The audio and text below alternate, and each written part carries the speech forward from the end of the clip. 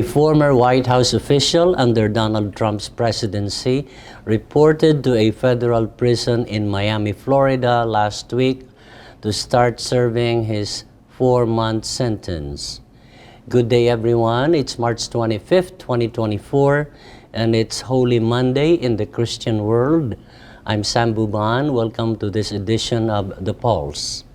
And I'm Sarah Obal. Welcome to The Pulse.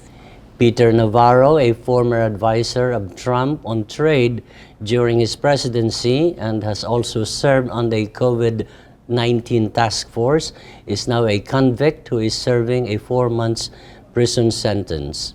He also became a vocal supporter of Trump's false claims of widespread voting fraud in the 2020 election. Navarro is set to become the first senior member of his administration to be imprisoned for actions related to the attempt to overturn the Trump 2020 election laws. He was indicted for denying a subpoena issued to him by the House committee as they investigate the U.S. Capitol attack on January 6, 2021.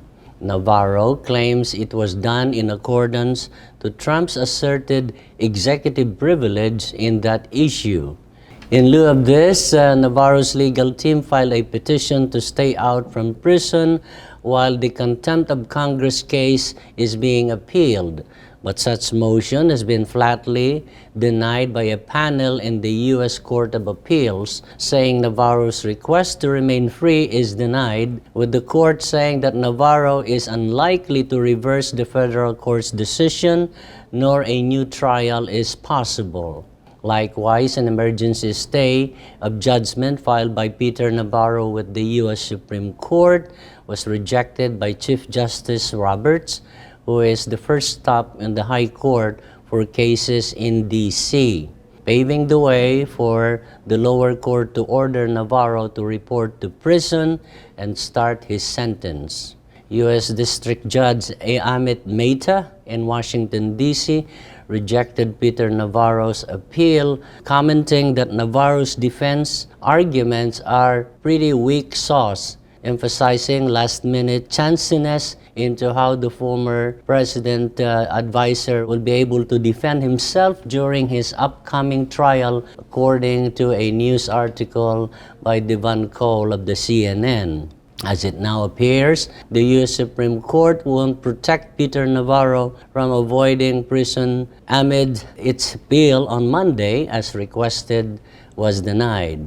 In his defense, during a key pre-trial hearing in his case, he is claiming that defying the subpoena back in 2021 invokes Trump's asserted executive privilege in that matter. A jury convicted Navarro last September of 2 misdemeanor counts of contempt of Congress for defying the Democratic-led House of Representatives committee's subpoena. Navarro has pleaded not guilty from his contempt of Congress case, but without Donald Trump's testimony of a claim for executive privilege. Navarro without direct evidence that he was acting at the instruction of the former president when he declined to testify and turn over records to Congress. Navarro's attorney Stanley Woodward said before, Donald Trump would not testify on behalf of Navarro.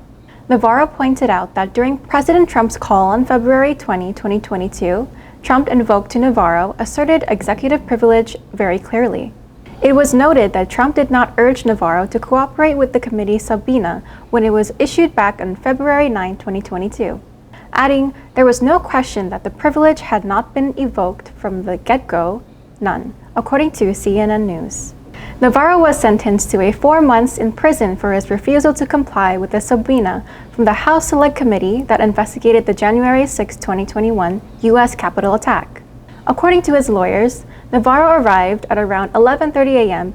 Eastern Standard Time last Tuesday at a federal prison in Miami to begin serving a 4-month prison sentence, one day after Chief Justice John Roberts, who handles certain emergency matters involving cases from Washington, D.C., acted for the Supreme Court in rejecting Navarro's request. Before reporting to jail, Navarro spoke for 30 minutes at a gas station and called the case against him an unprecedented assault on the constitutional separation of powers. According to CNN News, his conviction was a rare example of a member of Trump's inner circle being held accountable by the criminal justice system for their resistance to investigation. Navarro's stint in prison comes as Trump himself has yet to face criminal consequences for the various crimes he's been accused of committing. Chief Justice John Roberts rejected Navarro's request on Monday. The U.S. Court of Appeals for the District of Columbia Circuit denied Navarro's request to pause his sentence while he appeals, prompting his emergency request last week to the Supreme Court. According to Reuters News, Roberts, in a brief order, said that he saw no basis to disagree with the Court of Appeals D.C. Circuit's determination that Navarro had forfeited various arguments seeking to avoid prison, which is distinct from his pending appeal on the merits. Navarro has argued that he believed that he did not have to cooperate with Congress because he thought Trump had invoked the legal doctrine of executive privilege, which shields some presidential records and communications from disclosure. Given his age, Navarro also asked to be in a dormitory for elderly inmates that houses about 80 men in bunk beds. Presumptive Republican presidential nominee Donald Trump, in a filing by his lawyer, said Trump cannot post the appeal bond of $464 million in a civil fraud judgment against him. Trump is asking the judge for an emergency stay. Panic mode has set Trump as he faces today's deadline for an enormous bond amount. If Trump will not be able to post bond for the full amount today, Democratic New York Attorney General Letitia James could start seizing his assets, potentially Trump's power penthouse and one of the Trump towers. According to NBC News, guarantors won't accept real estate as a collateral, but requires nearly $500 million in cash bond, which the Trump company does not have, according to his lawyers. In their filing, Trump's legal team argues that the penalty is grossly disproportional when there were no victims, no damages, and no actual financial losses in this case. It's really a struggle for Trump's team to acquire this large amount, as few days are left before the deadline, which is today. As per CNN News, Trump's lawyers find it hard to get an insurance company willing to underwrite his $454 million bond. According to Trump's lawyer, Alina Habba, they have approached about 30 surety companies, and no one would give them such a huge amount, as many of these companies have a limit of $1 million per bond. Last week, on Tuesday morning, roughly before 6:30 a.m., Trump posted on his social media accounts and platforms his grievances brought out in public, merrily ranting about the grossly high bond amount he needs to settle within the monthly deadline. Also arguing that he shouldn't have put the money and feel anxious that he would be forced to sell or mortgage valuable assets, maybe at fire sales prices, and if and when I win the appeal, they would be gone. As per a reliable source, these great assets of Donald Trump will bring devastation or depression to the Republican presidential nominee if they will be seized. As Trump and his legal team wait to see whether an appeals court will stop the judgment as he appeals it, or permits him to pay a smaller bond of $100 million, he has privately expressed opposition to any path concerning filing for bankruptcy, and it remains the least likely for now, one person familiar with the negotiations as being told to CNN. The bond ruling rooted from Judge Arthur Engoron's ruling last month when he asked Trump to pay $355 million in disgorgement of ill-gotten income in the case brought by State Attorney General Letitia James. Although Trump did post a $91.6 million bond earlier this month as part of his appeal in the E. Jean Carroll defamation case, Gary Giletti, an insurance broker who testified for Trump during the civil fraud trial, said that some of the biggest underwriters have internal policies that limit them from securing a bond in excess of $100 million. Trump's team has sought out wealthy supporters and calculated what assets could be sold as fast as they could. The presumptive GOP presidential nominee himself has become increasingly concerned about the scenario on which the March 25 deadline could offer him. New York Attorney General Letitia James provided Trump a 30-day grace period after Judge Arthur Engoron ruled.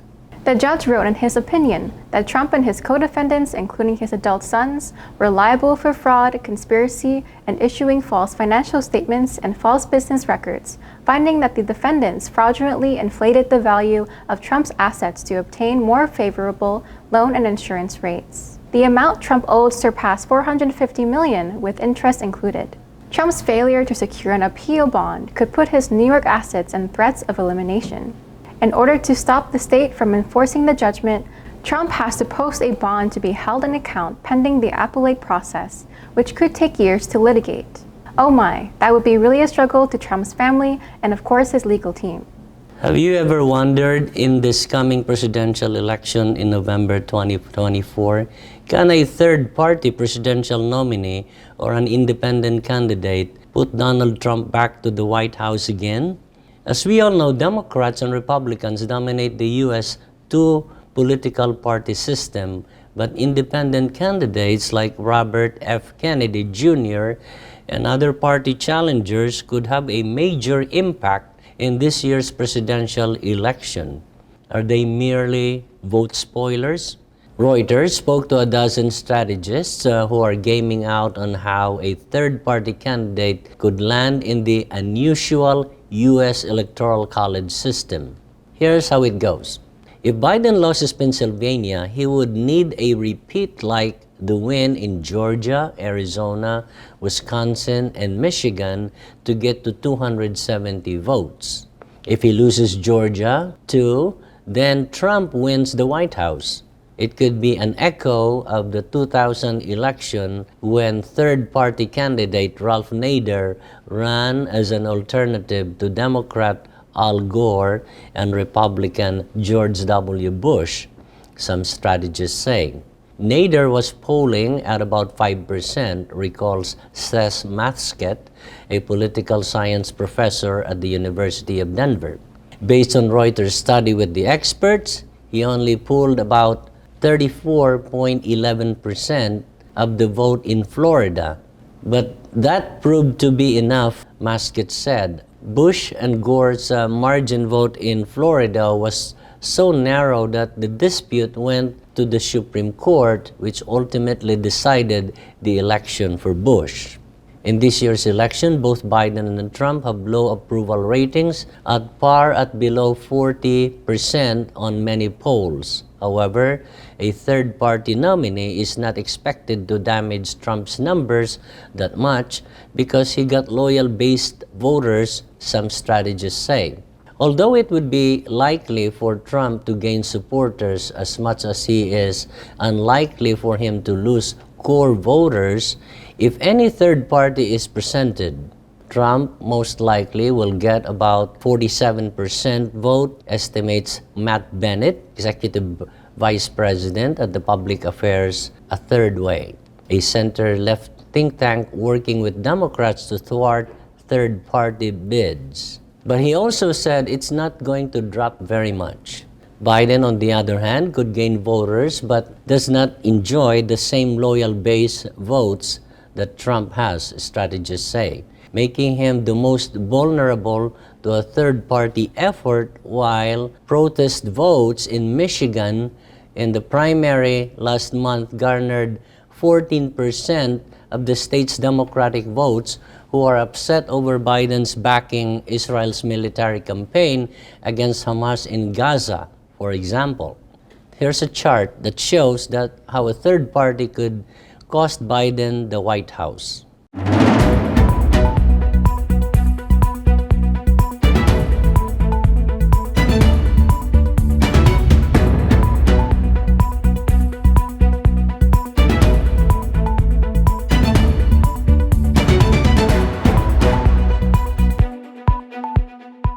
We are going to take a commercial break. Please stay with us.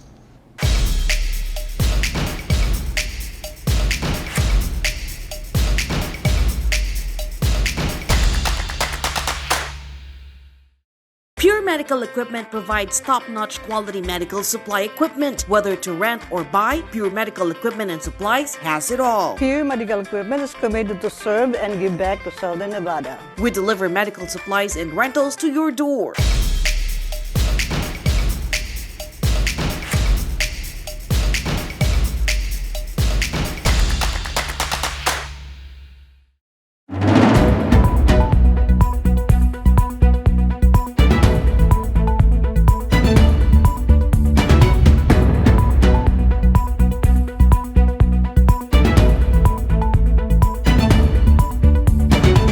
Welcome back to The Pulse. On our international news, in Haiti, from a report from BBC, a central bank raid in Haiti results in at least 3 deaths. 3 or more people have been murdered by Haitian police as they repelled an attack on the national bank of the nation.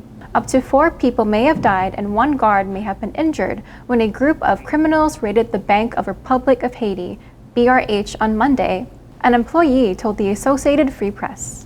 Security personnel were congratulated by the bank for protecting our community, following gang raids that resulted in the freeing of thousands of prisoners and the resignation of the Prime Minister. Weeks of arrest rocked Haiti. In the capital city of Port-au-Prince, Haiti, where many hospitals have been forced to close, the bank is one of the few important establishments that is still operational. The staff member who spoke to AFP under the condition of anonymity claimed that the attack had killed 3 or 4 members of the criminal group. They also disclosed to the news agency that the wounded guard had been shot. In the Philippines, a report from the Daily Inquirer quoted former Senator Antonio Trillanes saying, "The recent arrest of former Congressman Arnolfo Teves is an example of how former President Rodrigo Duterte would be arrested should the International Criminal Court issue an order for it," says his quote on the platform X, formerly Twitter, account on Friday last week. Trillanes also said that the same will happen if the ICC warrant is also passed through the Interpol, that this is an obligation of an Interpol member state like the Philippines. Arnolfo Teves, who sought refuge in Timor-Leste, or East Timor, was arrested by authorities there after the government in Timor-Leste received the so-called red notice from the Interpol about the fugitive Arnolfo Teves. Arnolfo Teves, who was a congressman from Negros Oriental, has been accused of multiple murders and alleged to be responsible for the assassination of Negros Oriental Governor Ruel Degamo. Trillanes was immediately criticized by Duterte allies like Salvador Panelo as hallucinating again. Other analysts lists the move to restore our membership in the Rome Accord relating to the ICC by the Marcos administration as one of the reasons for the soured relationship between Duterte and President Bongbong Marcos. According to an Al Jazeera report, as the famine in Gaza approaches, the head of the World Health Organization warns of the future of a generation in peril. The World Health Organization's chief stated that the only way to stop hunger in the heavily populated Palestinian enclave in Gaza would be to increase the number of land crossings used for relief delivery. On Thursday, the World Health Organization's Director General Tedros Adhanom Ghebreyesus stated that while recent reports to transport food by air and sea are commendable, only the extension of land crossings will allow large-scale deliveries to prevent famine. According to Tedros, diseases, malnourishment, and poor access to clean water and sanitation are all killing children. He declared, "There is a grave danger to the future of a whole generation. We request once more that Israel expedite the entry and delivery of food, water, medical supplies, and other humanitarian aid into and within Gaza, and open additional crossings." In the country of Senegal, the opposition leader tries to reassure investors. As the West African nation prepares to start producing oil and gas later this year, one of the most formidable rivals to Senegalese President Macky Sall's party in Sunday's presidential election has made an effort to reassure investors about his intentions. Analysts believe anti-establishment challenger Bassirou Diomaye Faye has a decent chance of winning the presidency. He told Reuters that his top priorities would be stabilizing Senegal after protest, re-establishing societal cohesiveness, and reconstructing the rule of law. He has pledged to implement a number of reforms if elected, such as renegotiating Senegal's gas and oil contracts and creating a new national currency. Such actions, according to some analysts, would damage Senegal's standing as a place to invest. The International Monetary Fund estimates that Senegal's oil and gas projects, which are expected to begin production later this year, could increase their gross domestic product growth to double digits by 2025. The Associated Press reported that for the first time in weeks, Russia launches 31 missiles toward Kyiv, sending people running for safety in the underground.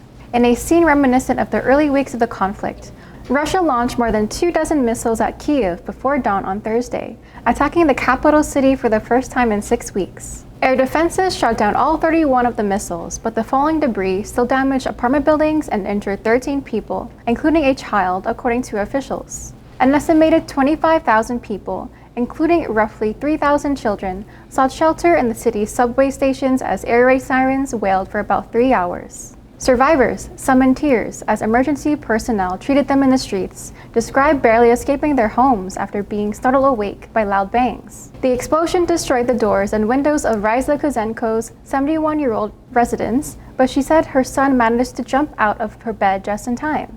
She shuddered in amazement and continued, "He was covered in blood in the rubble, and the apartment is completely destroyed, is all I have to say. I think we will succeed. No matter what, we're going to win," she declared to the Associated Press. According to Ukrainian authorities, Russia launched 2 ballistic missiles and 29 cruise missiles toward the city, arriving at roughly the same time from different directions. Jake Sullivan, President Joe Biden's chief foreign policy advisor, visited Kyiv a few hours prior to the attack. Compared to most other Ukrainian cities and regions, Kyiv boasts superior air defenses, thanks in part to advanced systems supplied by Western friends. Because of the high rate of missile interception, Russian attacks on the capital are far less successful than they were in the early stages of the war. Some locations, like in the port city of Odessa, are more exposed to Russian missile damage and have suffered significant losses. About 80 individuals, according to Ukraine's emergency service, had to be evacuated from their houses. At least one apartment block was set on fire by falling debris from the intercepted missiles, which also scorched parked cars and caused craters in the streets and a small park. President of Ukraine Volodymyr Zelensky pleaded with Western allies to supply additional air defense systems so that they may be dispersed to other regions of the nation where missile attacks have been increased in frequency. Terroristic incidents occur on a daily and nightly basis, he stated on Telegram following the attack on Thursday. By providing us with additional air defense systems, global unity can help us stop it. We're going to take a commercial break. Please stick around.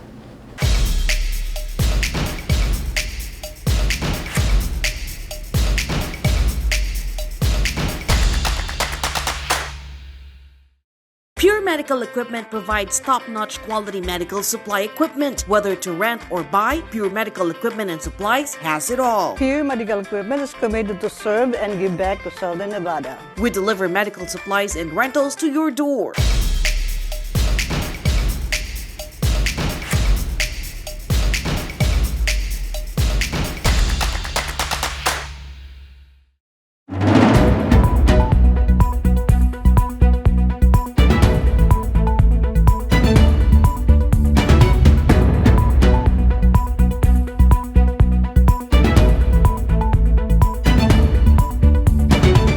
Welcome back to the polls. In another hearing on the Republican-led impeachment investigation against President Joseph Biden, the MAGA Republicans in the House continue to embarrass themselves. They continue to hold this impeachment inquiry in spite of already being told that their supposed evidence has been nothing else but a disinformation campaign by the Russian intelligence. Watch these videos from the hearing last week from C-SPAN, another mainstream news outlet, and see the unbelievable dysfunction of the majority party, the Republicans, that is in control of the House of Representatives.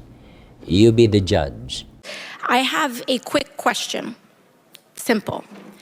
Is it your testimony today that you personally witnessed President Joe Biden commit a crime? I believe the fact that he was sitting with me while I was putting together a business deal. Did you witness the president commit a crime? Is it your testimony today? Yes. And what crime Have you witnessed? How much time do I have to go through it? It is simple. You name the crime. Did you watch him steal something? Corruption statutes, RICO and conspiracy. What is it? What is the crime, sir? Specifically. You asked me to answer the question. I answered the question. No. RICO, you're obviously not familiar with. Corruption statutes. Excuse me, sir. RICO is not a crime. It is a category. The impeachment proceedings that bring us here now are predicated on false information spread by the Kremlin. We cannot separate this conspiracy from the Russian-Ukraine war because Trump has no intention to keep aiding Ukraine. Without the support of the United States and NATO, millions in Ukraine will suffer and die. If we allow Russia to defeat Ukraine, eventually that suffering will reach American shores. Today, I admit my own wrongdoings. I have been a convicted federal election campaign and fraud crimes and served my sentence. I do not hide that from reality. It is part of my truth. Despite rigorous attempts by those in power to silence me, I will be silenced no longer. Thank you to the committee for allowing me to speak.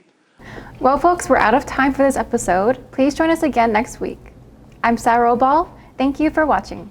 And I'm Sam Buban. Thank you. And God bless your week.